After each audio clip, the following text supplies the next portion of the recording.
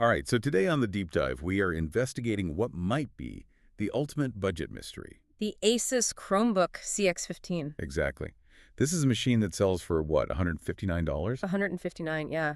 And it throws down some really major boasts. Huge boast. A massive 15-inch display, and get this, claimed military-grade durability. Well, that's our mission today, right? To Yeah. figure out if this laptop, which ASUS says is ready for productivity and entertainment, actually delivers. Because we're pretty suspicious of the internal components. Extremely suspicious. You're looking at an Intel Celeron N4500 processor, only 4 gigs of RAM, and it's relying on eMMC storage. Okay, let's unpack that for a second. For anyone who might not be deep into specs, Yeah. that eMMC storage, Yeah. that's the same slow flash memory that phones were using back in, like, 2016. It's a major bottleneck, Yeah. a huge one. So what did the independent performance testing from PC World and Tom's Guide reveal when they pushed this thing? They revealed a complete performance collapse. A collapse? Yeah. I mean, the Geekbench scores, which are the industry standard for measuring CPU power, they didn't even reach quadruple digits. Not even 1,000 points. For context, a decent modern laptop usually scores, what, 4,000?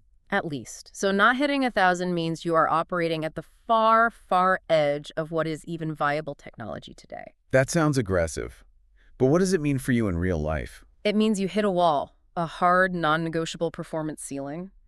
The reviewers found that the moment they pushed past basic single tasking, the machine just seized up. So what's the limit? How many tabs are we talking? The limit seems to be about 6 browser tabs open at once, or, trying to stream video above 1080p resolution. And if you try to jump between, say, a document and a video conference? The system absolutely chokes. This is the definition of minimum viable, and it really forces you to change your habits. But here's where it gets really interesting.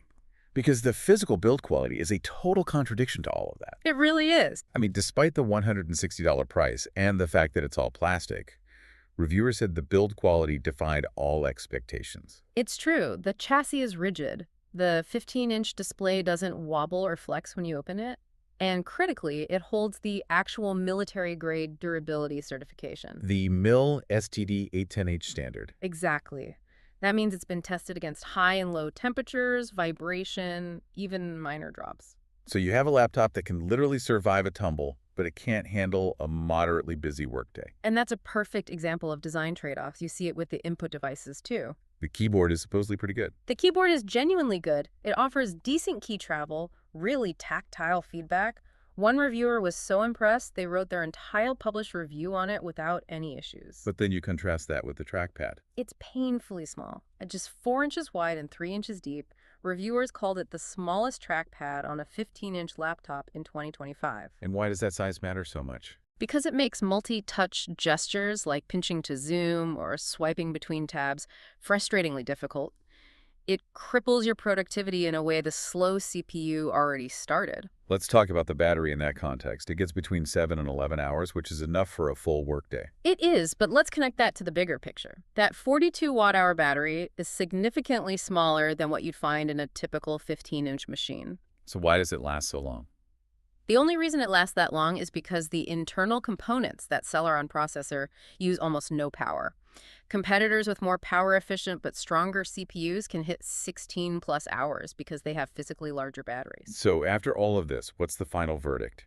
Is the Chromebook fake? Is it a scam? No, not at all. It's neither fake nor a scam. It is legitimately what you pay for. And what you pay for is basic use.